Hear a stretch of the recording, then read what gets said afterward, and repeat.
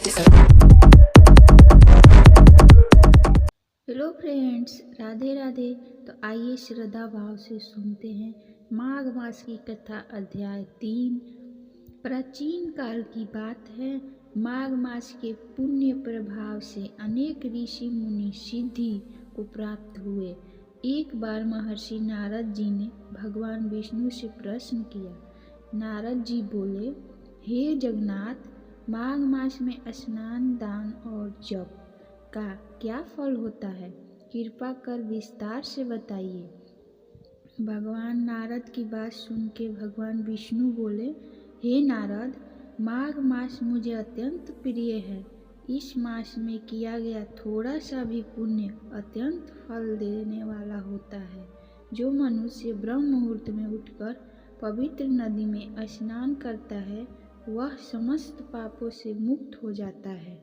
फिर भगवान विष्णु ने आगे कहा, माघ मास में प्रयाग, गंगा, यमुना, सरस्वती आदि नदियों में स्नान करने से हजारों यज्ञों का फल मिलता है।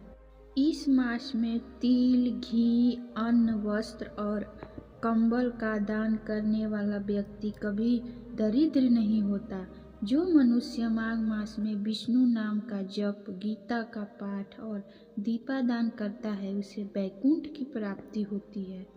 फिर भगवान विष्णु ने कहा, हे नारद, जो व्यक्ति माघ मास की कथा श्रद्धा से सुनता या सुनाता है, उसके पूर्वजों को भी मोक्ष की प्राप्ति होती है। उसके घर में सदा सुख, शांति और समृद्धि बनी रहती है।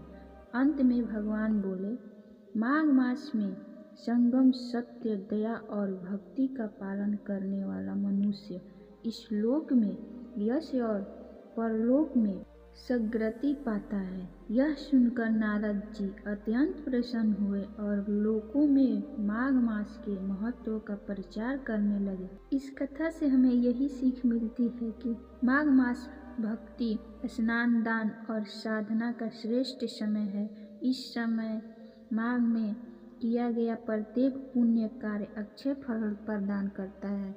तो ऐसे ही धार्मिक कथाओं के लिए